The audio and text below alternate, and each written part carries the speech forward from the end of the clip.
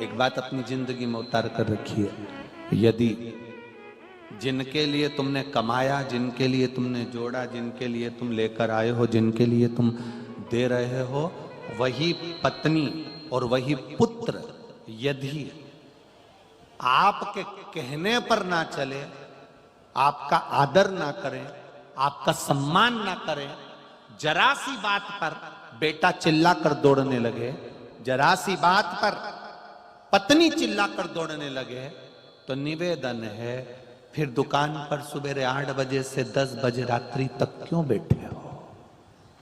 किस लिए?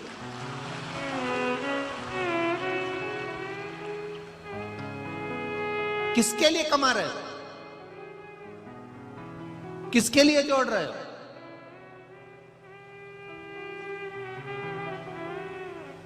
ना कहीं जा पाते हो, ना कहीं आ पाते हो। इतना सा फुर्सत नहीं कि तुम शिव महापुराण की कथा भी सुनने चले जाओ। इतना सा समय नहीं कि तुम कहीं अच्छे से अपने मेहमानों से मिल लो।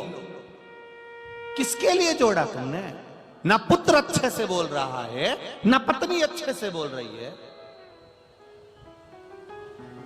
केवल जोड़ा जोड़ा जोड़ा।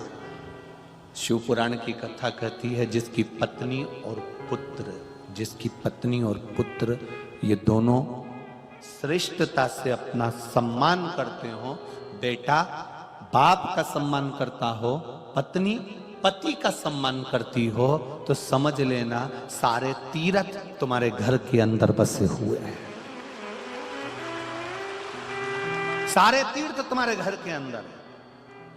और जहां पर पत्नी सम्मान ना कर रही हो, बेटा सम्मान ना कर रहा हो, अपशब्द बोल रहा हो, गालियां दे रहा हो, आड़ा टेढ़ा बोल रहा हो, बड़ी भगवान की मूर्ति भी रख ली ना हरि विठ्ठल की और खूब पूजन भी कर रहे हो, तो समझ लेना वो स्वर्ग नहीं है, वो आनंद नहीं, वो सुख नहीं है। वो स्वर्ग नहीं है, वो सुख नहीं, वो आनंद नहीं है, उसमें आनंद की अनुभूति नहीं है।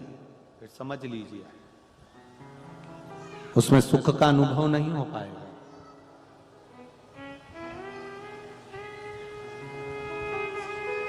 उसमें आनंद का अनुभव नहीं हो पाएगा।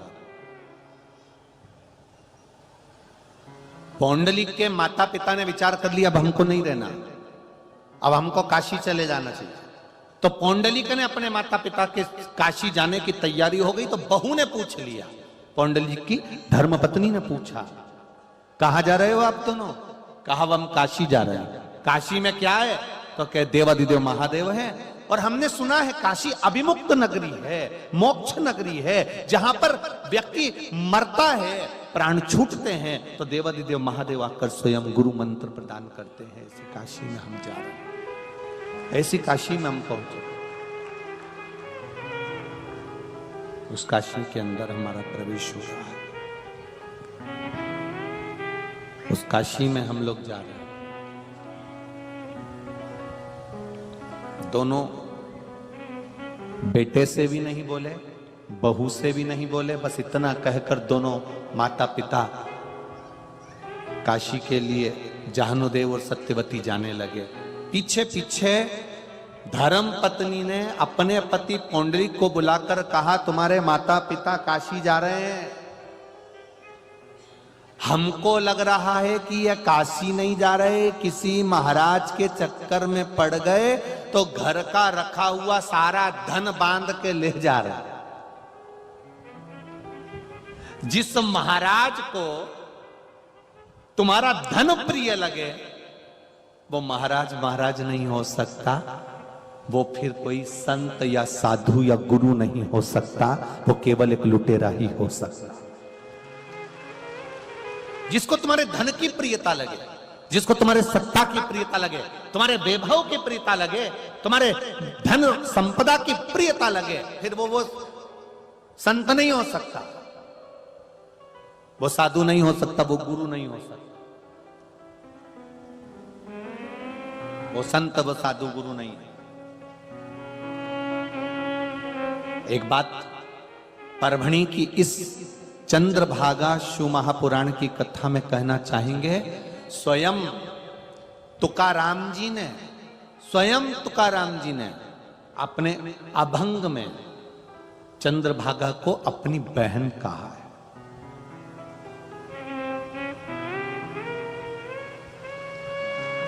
स्वयं तुकाराम जी ने अपने अभंग में चंद्रभागा को अपनी बहन कहा है।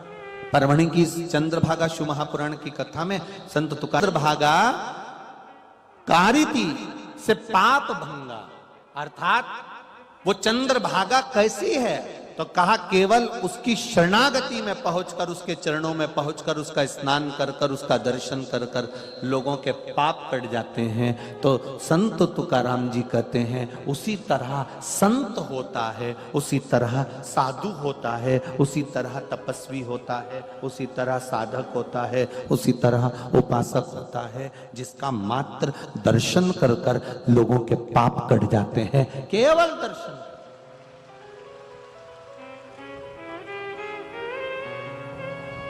साधु, सन्यासी, तपस्वी, साधक, उपासक, संत, महात्मा, ये पावन धरा महाराष्ट्र की जो भूमि है, ये महाराष्ट्र की जो धरा है, ये संतों की धरा है, साधुओं की धरा है, गुरुजनों की धरा है।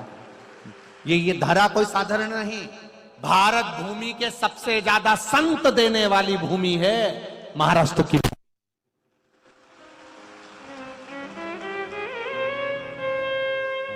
छत्रपति शिवाजी को देने वाली भूमि है महाराष्ट्र की भूमि। मां अहिल्याबाई को देने वाली भूमि है ये महाराष्ट्र की भूमि। ये कोई भूमि साधारण नहीं है महाराज। सकुबाई जैसी संत को दे देती है ये।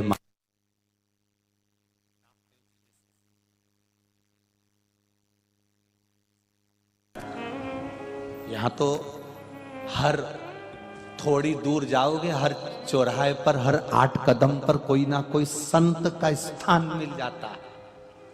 ये महाराष्ट्र की।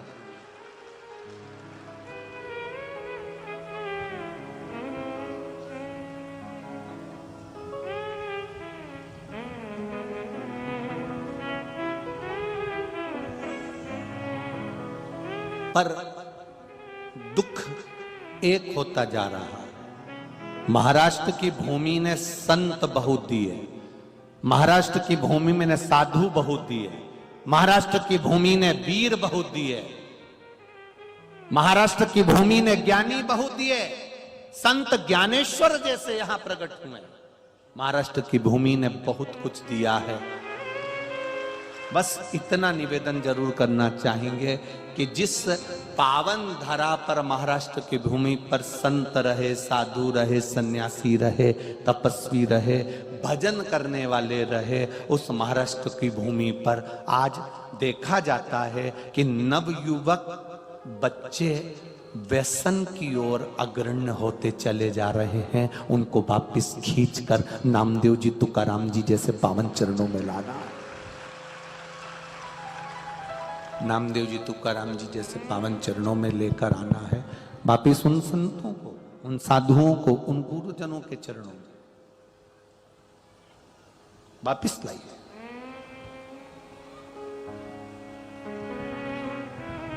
भटक रहे हैं लोग।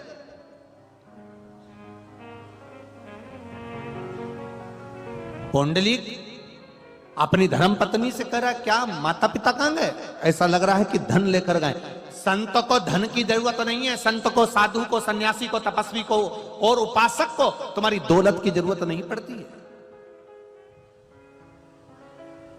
संत को जरूरत है, साधु को जरूरत है आपकी।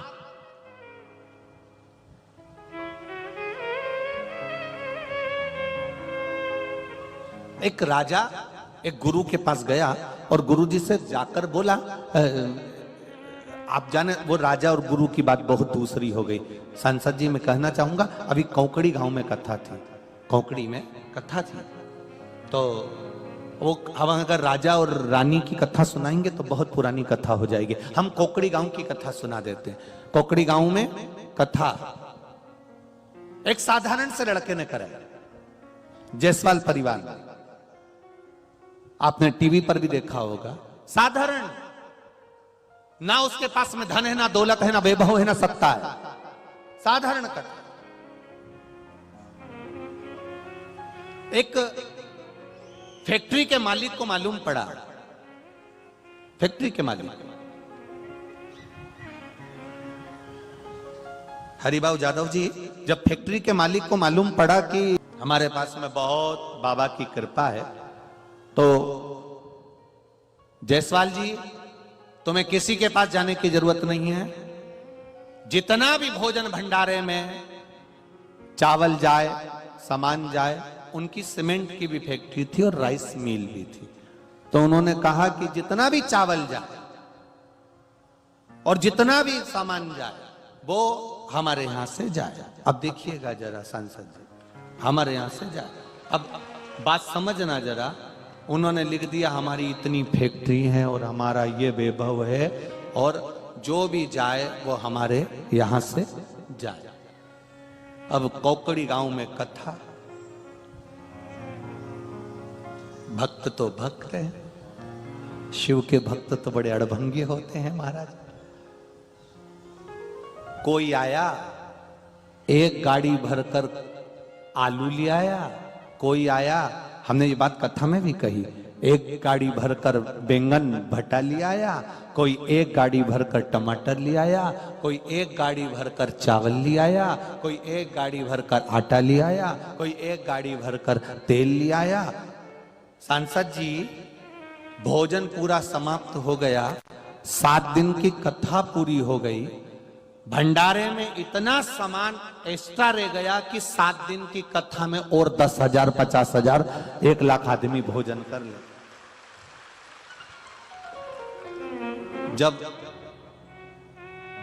फैक्ट्री के मालिक के पास में खबर गई, साहब वो कथा हो गई है बाबा की कृपा से, तो उन्होंने तुरंत अपनी मिल, राइस मिल वाले को बुलाया कि कितना चावल गया, कथा में कितना चावल गया। साहब वो मांगने तो कोई आया ही नहीं। सामान कितना गया, साहब अपने यहां पर कोई मांगने नहीं आया, कथा सुनने जो आए थे वो ही इतना लेकर आए थे कि कथा पूर्ण का आनंद देकर चले। शिव तत्व देखिए, शंकर की कथा, शिव को तुम्हारा वैभव नहीं चाहिए, सत्ता, तुम्हारी दौलत, तुम्हारा धन वैभव सब तुम्हारे पास में रखिए, उनको नहीं चाहिए।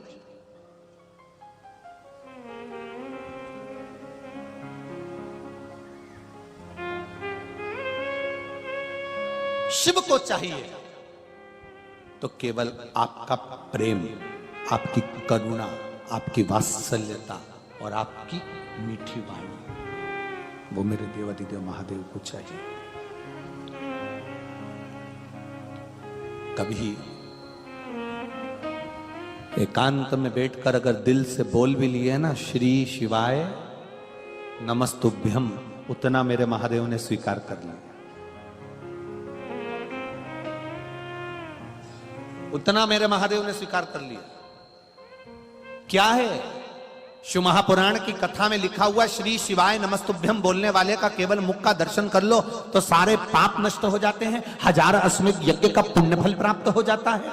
शिव महापुराण की कथा सुनकर जाने वाला व्यक्ति जिस राह से निकल कर जाता है, जिस मार्ग से निकल कर जाता है, वहां कोई कितना भी किसी भी भाव से मर गया हो, कुंवारी अवस्था में गया हो, अधोगति में मरा हो, गर्भ में मरा हो, अगर ऐसा व्यक्ति भी कथा सुनकर जाने वाले का मात्र दर्शन कर लेता है तो उसकी गति सुधर जाती है, उसका पिंड कान हो जाता है, उसको तर्पण और पिंड की जरूरत नहीं पड़ती। ऐसा शिव महापुराण का तत्व कह रहा है।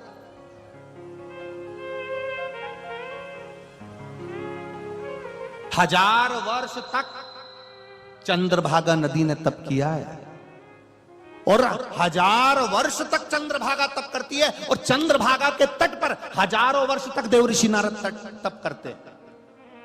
1000 वर्ष तक। केवल एक थोड़ा सा अहंकार झलक गया था देवऋषि नारद के जीवन में, थोड़ा सा अहंकार, उन्होंने कामदेव पर विजय प्राप्त कर ली थी और शंकर जी से जाकर कह दिया था मैंने कामदेव को जीता है।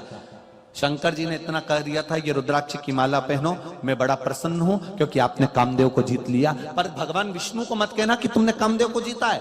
पर देवऋषि नारद के भीतर इतना अहंकार, इतना अभिमान जाग गया था कि उन्होंने भगवान विष्णु के सामने जाकर कह दिया, जिस आ रहा है पर जीवान भी तुम्हारी है, जिव्या भी तुम्हारी है, बहुत सोच समझ कर बोलना पड़ेगा, बहुत सोच समझ कर।